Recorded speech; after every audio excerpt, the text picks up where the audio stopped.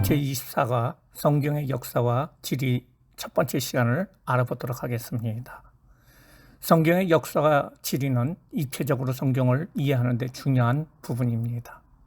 우리는 성경을 읽을 때 우리의 역사와 지리에 관한 관점에서 성경을 투영하는 경우가 많이 있습니다. 하지만 성경 역사는 우리의 역사나 지리적인 측면과 꼭 일치하는 것은 아닙니다.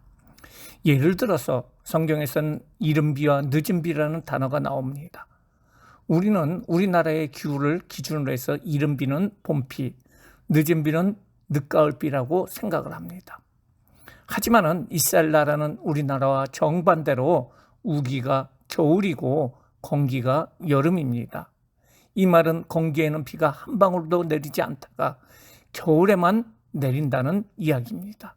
즉 이른비라는 것은 겨울비의 시작을 알리는 늦가을 비이고 늦은비라는 것은 그 모든 비의 종교를 의미하는 초봄에 내리는 비를 말하고 있습니다. 이 이른비와 늦은비는 이스라엘 곡식의 추수에 지대한 영향을 미치고 있는 아주 축복된 비라고 할 수 있는데 이런 비를 적당히 주시는 것이 성경이 말하고 있는 것입니다.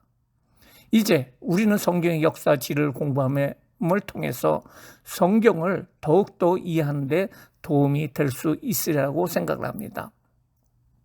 먼저 오늘 1편에서는 창세기서부터 가나안 정복까지의 내용을 알아보도록 하겠습니다. 첫 번째, 원 역사와 지리. 첫째로 에덴 동산 시대입니다. 창세기 2장에 따르면 에덴 동산의 위치는 비송강, 기홍강, 유브라테강, 티그리스강이 시작한다고 하고 있습니다.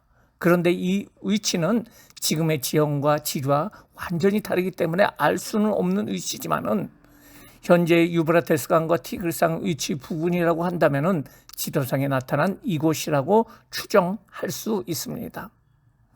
둘째로 가인 이후 세상에 가인이 정착한 곳이 바로 놋 땅이라고 하고 있는데요.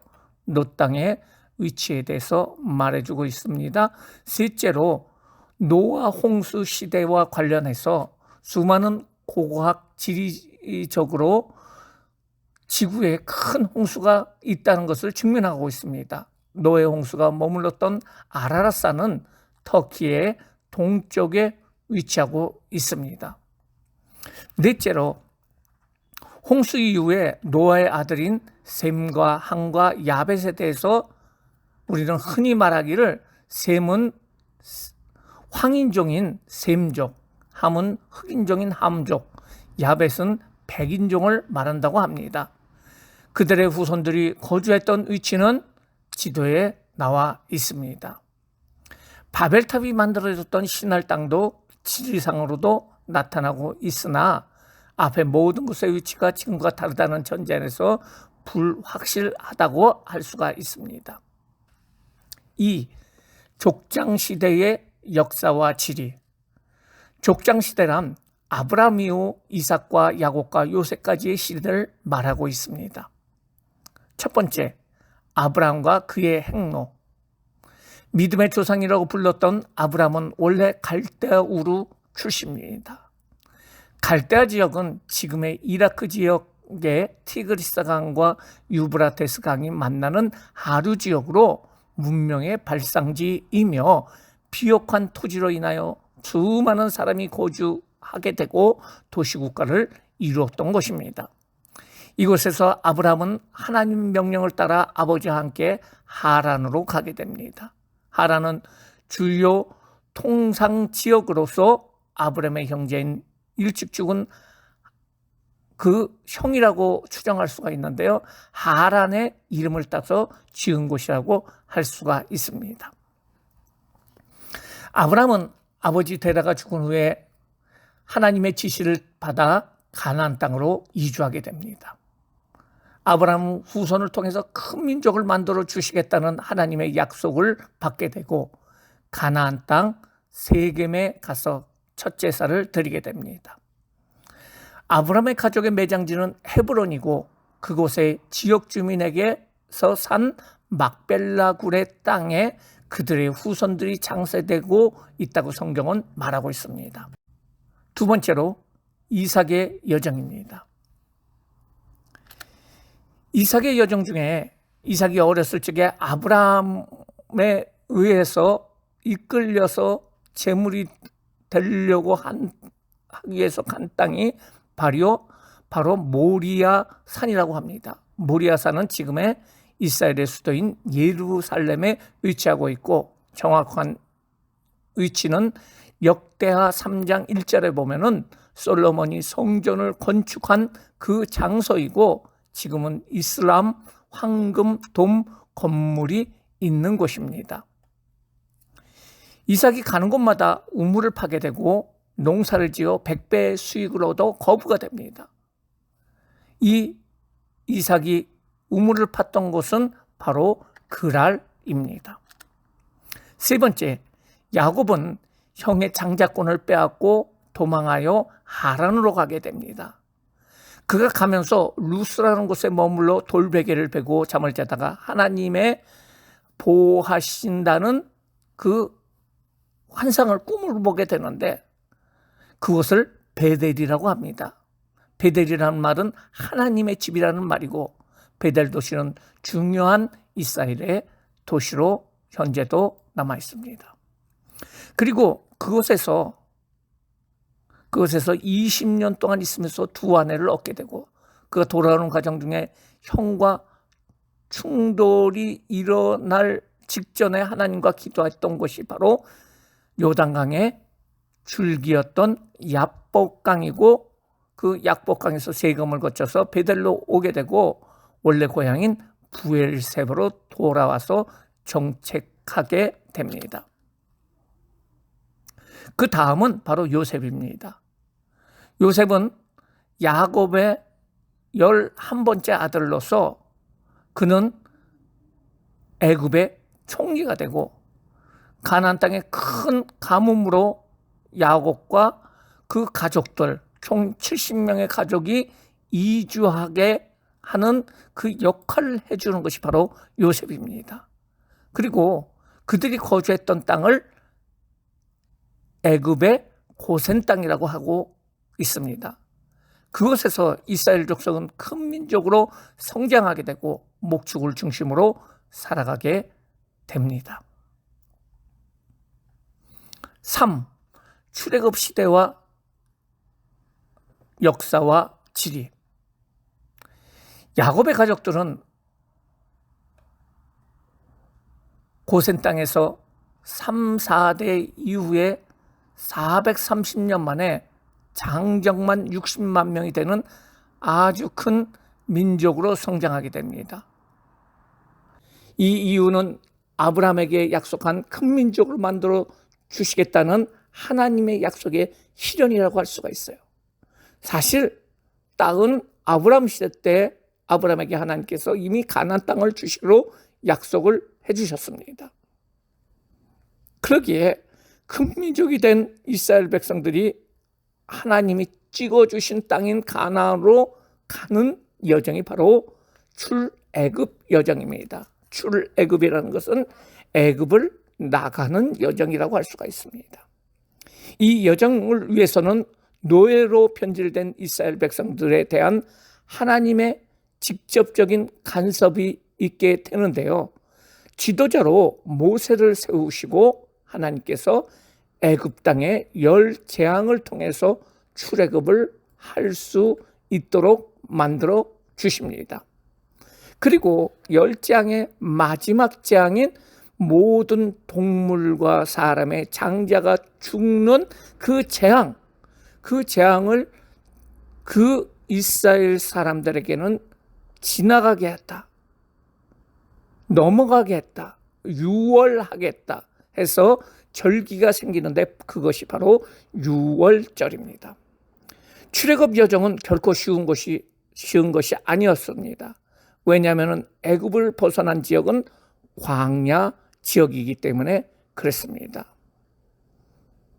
출애굽의 여정에 대해서 우리가 알아보도록 하겠습니다. 첫 번째, 고센입니다.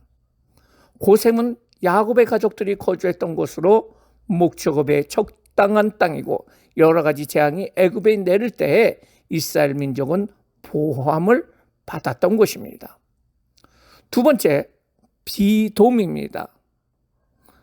이스라엘 민족이 강제 노동에 의해서 건축한 곡식을 위한 창고의 성읍입니다.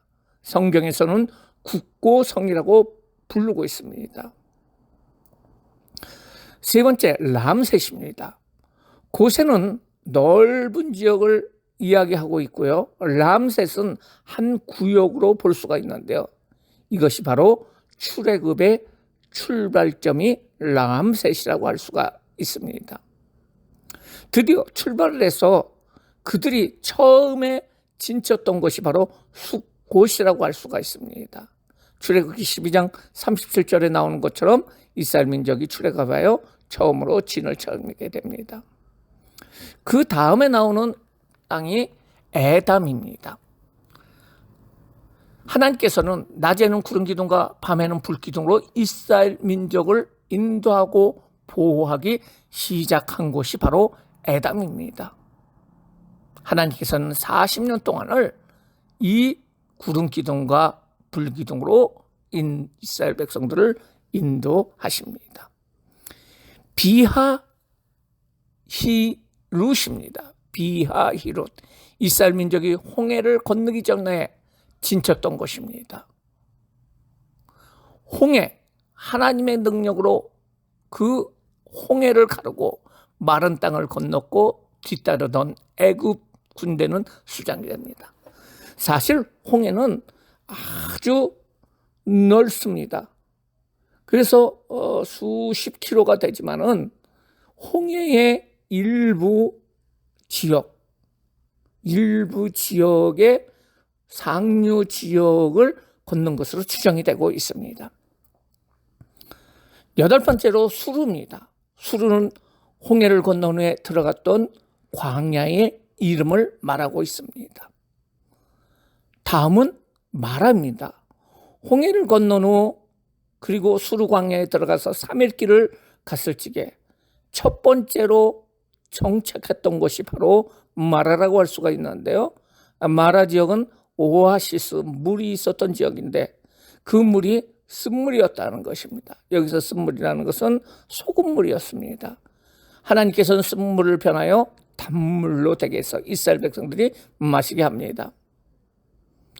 열 번째로 엘림입니다. 엘림은 마라의 옆에 있는 지역인데요.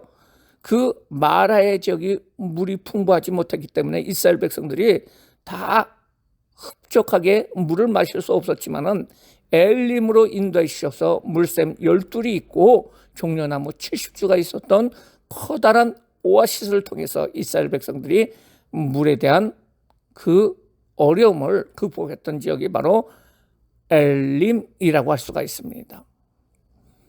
그리고 엘림에서 더 나가게 되면 르비딤이라는 곳이 있습니다. 이스라엘 민족이 물이 없어 원망을 하자 모세가 지팡이로 반석을 쳐서 물을 솟아나게 한 곳이고 이곳에서 처음으로 아멜렉이라는 그 족속들이 쳐들어오기 때문에 그들과 만나서 싸움을 하게 되는데요.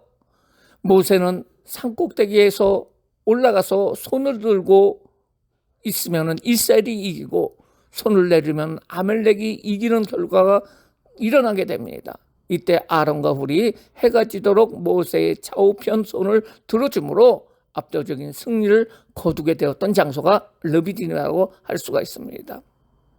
이후에 이스라엘 백성들은 시내산으로 들어가게 됩니다. 그 시내산에서 이스라엘 백성들은 거의 1년을 있으면서 그곳에서 하나님의 백성으로 지켜야 할 율법을 받게 되고요. 그리고 십계명과 율법을 받게 되고 그리고 하나님께서 만나주시겠다. 하나님 백성이기 때문에 만나주시겠다는 그 성막을 짓는 일을 하게 됩니다. 그리고 2년이라는 햇수로 2년이라는 세월이 지나서 그 다음에 1월 달에 그들은 다시 출발을 해서 길을 따라서 가데스 바네아로 가게 됩니다. 가데스 바네아는 노베의 중심지로 가나안으로 가는 입구였습니다. 남부 지역의 입구였는데, 그러나 이스라엘 백성들이 반역을 함으로 말미암아 38년간 방황하게 되는 그러한 장소라고 할 수가 있어요. 가데스 바네아로 오는데 2년, 그리고 이스라엘 민족들이 하나님 앞에 반역을 함을 통해서 그 당시에 20살 이상 모든 사람들이 죽게 되는 그런 38년간의 방황이 이루어지게 됩니다. 드디어 그 방황이 끝나자 하나님께서는 그 가데스 바네아에서 바로 북쪽으로 올라간 것이 아니라 동쪽을 거쳐서 그 요단강을 건너서 가나안 땅으로 들어갈 수 있도록 인도해 주셨습니다. 우리가 또 알아봐야 될 것은 출애굽 당시의 이웃나라에 대해서 알아보도록 하겠는데요. 에돔입니다. 에돔은 에서의 후손들이 거주한 곳으로 그 이스라엘 백성들이 출애굽하여 그곳을 통과하고자 했을 적에 방해를 하며 그것을 통과하지 못하도록 하여서 우회하여 이스라엘 백성들이 갔던 곳, 그것이 바로 에돔이라고 할 수가 있어요. 에돔 그 지역이라고 할 수가 있는데요. 이것 때문에 이스라엘 백성들이 원망을 했을 적에 불뱀이 나와서 이스라엘 백성들을 물게 되었고, 또 모세를 통해서 하나님께서 주시는 노뱀을 높이 들었을 적에 그것을 바라본 사람들은 살게 되는 역사가 일어났던 그 사건의 근원지 바로 에돔입니다. 그 다음에 바로 위에가 모압이라고 할 수가 있습니다. 모압은 아브라함의 조카인 롯이 큰딸과 동침하여 낳은 아들의 이름인데요. 그들의 후손들이 바로 모압이라고 할 수가 있어요. 롯이 모압 여인이라는 것을 우리가 알 수가 있습니다. 다음은 암몬입니다. 롯이 작은 딸과 동침하여 낳은 아들을 벤암미라고 했는데 바로 암몬의 조상이고, 이들도 그 이스라엘 백성들을 많이 괴롭히는 모습을 볼 수가 있습니다. 네 번째, 가나안 정복과 관련된 역사가 지리입니다. 가나안 땅에는 7족속이 있었습니다. 그 7족속은 가나안 족속, 헷 족속, 아모리 족속, 브리스 족속, 히위 족속, 여부스 족속, 기르가스 족속이었습니다. 이 7족속과 전쟁을 하고 이스라엘 백성들은 그 땅을, 가나안 땅을 차지하게 됩니다. 그리고 그 이스라엘의 중심지가 길갈이었다는 사실을 우리는 알 수가 있습니다. 이상으로 이스라엘 역사와 지리 첫 번째 시간을 마치도록 하겠습니다.